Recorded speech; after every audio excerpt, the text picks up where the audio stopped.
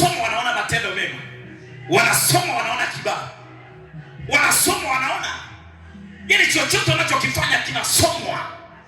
Ni watumishi wa Mungu aliye juu. Kwa lazima barua yako isomwe. Jina la Yesu libarikiwe sana. Amen. Haleluya. Sifa ya tatu ya Mkristo ni barua. Barua yako ikoje? Barua, utambulisho wa identity. Nasema mnadhihirishwa kwamba mmekuwa barua ya Kristo tulioikatibu, iliyoandikwa si kwa wino, bali kwa nani? Kwa Roho wa Mungu. Barua yetu inaandikwa kwa Roho wa Mungu. Yaani kwenye moyo, Mungu anakuja kwenye moyo wako, anaanza kuandika. Anaandika upendo, anaandika furaha, anaandika amani, anaandika uvumilivu, anaandika utu wema, anaandika fadhili, anaandika kiasi, anaandika upole. Mungu mwenyewe anaandika. Roho wa Mungu. Bwana sio sana. Roho wa Mungu anaandika, na akiandika kwa wino wake, akiingia kwa print, akaandika kwa wino wake, barua ikaanza kusomeka. Watu wakaanza kuisoma, wakaiona barua yako. Wakisoma wanaona upendo, wakisoma wanaona uvumilivu, wakisoma wanaona furaha, wakisoma wanaona kwa sababu barua imeandikwa. Bwana sio sana. Mwambie jirani yako wewe ni barua. Mwambie jirani yako wewe ni barua. Jamani, sisi ni barua. Imekatibiwa na Roho Mtakatifu. Kwa hiyo kama hauna Roho Mtakatifu, bado barua yako haijaandikwa vizuri. Amina. Kama hauna Roho Mtakatifu, bado barua yako inaandikwa tofauti na vile ambavyo Mungu anataka iandikwe. Kama hauna Roho Mtakatifu, barua yako inaandikwa kutokusamehe. Ukikwaza tu kidogo hautaki kusamehe. Kama hauna Roho Mtakatifu, barua yako inaandikwa chuki. Una hasira kila wakati. Kama hauna Roho Mtakatifu, barua yako inaandikwa wivu. Kila wakati una wivu. Kama hauna Roho Mtakatifu, barua yako imeandikwa kila wakati ulevi. Kama hauna Roho Mtakatifu, hasira. Yaani kama hauna Roho Mtakatifu, barua yako inaandikwa na adui. Adui ndiye anayekatibu barua yako. Roho Mtakatifu akiingia, anafuta alafu anaanza kuandika, ili yoyote anapoisoma ile barua inasomeka vyema. Roho Mtakatifu akiingia ndani yako, yeye ndio anaanza kuandika katika moyo wako. Anaandika ile barua vizuri, anaiandika kila anayesoma aisome vyema, ya kwamba huyu mtu ni mtu aliyejaa matendo mema. Huyu mtu ni mtu aliyejaa Roho Bwana. Huyu mtu ni mtu aliyejaa kibali cha Bwana. Huyu mtu amejaa utukufu. Huyu mtu amejaa, ni kwa sababu Roho wa Bwana ndiye aliyeandika barua. Ukitaka uandike barua kwa akili yako, halau utakosea na hauna hata mfuto wa kufuta. Lakini ukimruhusu Roho Mtakatifu, yeye akiandika, anaweka fingerprint ya kwamba huyu mtu barua yake iko hivi. Amen. Bwana asifiwe sana. Sisi ni barua. Amen. Barua. Ukiingia kanisani unasomeka. Ukienda kwa watu unasomeka. Barua. Wacha watu wasome vile vile. Wakusome wewe ndio umeokoka. Acha barua isomeke vile vile. Barua. Haleluya. Haleluya. Anasema habari kwa Roho wa Mungu aliye hai, si katika vibao vya mawe, ila katika vibao ambavyo ni mioyo. Barua yetu inaandikwa kwenye mioyo. Hatuandiki kwenye vibao vya mawe. Ngoja nikwambie, hebu inua Biblia yako. Biblia yako inua. Inua Biblia. Susi, inua Biblia yako, inua Biblia yako, inua Biblia. Inua Biblia, shika Biblia. Unaiona hiyo Biblia? Unaiona hiyo Biblia? Haiwezi kukusaidia kama haujaihamishia wapi. Unanielewa vizuri? Hiyo Biblia haijakusaidia kama haujaihamishia wapi. Ile kusudi kusaidia uhamishie wapi?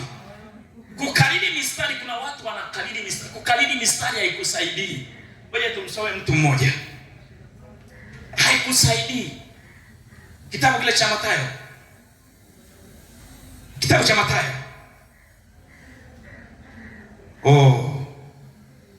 Kuna mtu mmoja, maandiko yanasema alikuwa ni kijana. Ngoja nikuonyeshe ile andiko. Alikuwa ni kijana Shandara baba. Kitabu cha Mathayo. Kuanzia ule Mathayo 19. Mathayo sura 19. Mstari ule anzia ule mstari wa ngapi?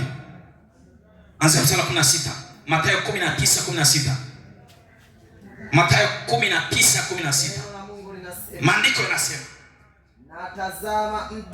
natazama mtu mmoja akamwendea Yesu akamwambia, Mwalimu, nitende jambo gani jema ili nipate uzima? Manake alikuwa na shauku ya kupata uzima. Huyu mtu alikuwa na shauku, alikuwa tamani kupata uzima wa milele, na alikuwa shauku yake apate kukutana na Yesu ili kusudi apate uzima wa milele. Anauliza, Mwalimu mwema, nitendeje ili nipate kurithi ufalme wa milele?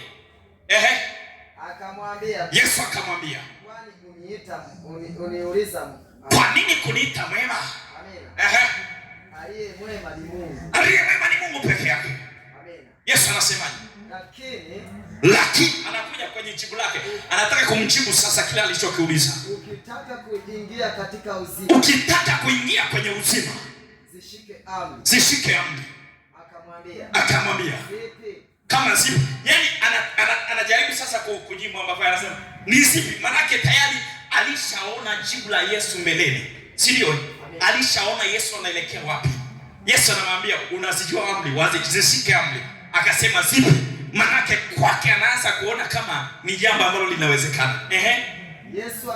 Yesu akasema ni hizi: usiue, usizini, usiibe, usishuhudie uongo, waheshimu baba yako na mama yako, mpende jirani yako kama nafsi yako.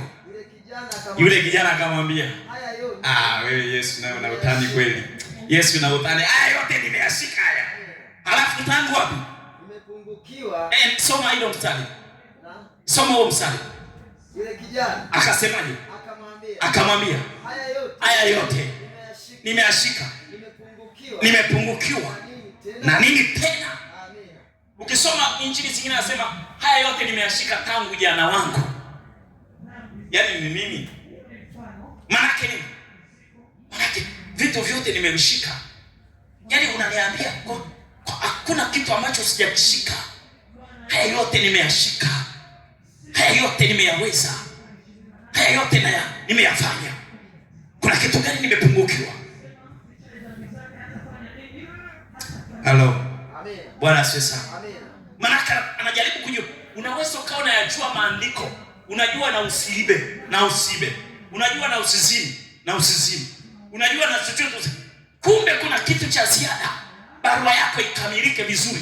Yesu akamwambia, hebu soma. Yesu akamwambia, ukitaka kuwa mkamilifu, ukitaka. Sasa kumbe katika kuyashika yote alikuwa bado sio mkamilifu. Unanielewa vizuri? Amen. Unanielewa vizuri? Amen. Katika kuyashika hayo yote, kuzishika amri zote. Unanielewa? Amen. Hizo amri alizozitaja. Hebu tuzitaje wote. Amri hizo. Tuzitaje. Alizozitaja Yesu. Ngapi? Usiue. Unaweza usiue. Twende taratibu. Unaweza usiue. Amen. Usizini. Usiibe. Usimshuhudie uongo. Usiseme uongo. Amina. Waheshimu baba yako na mama yako.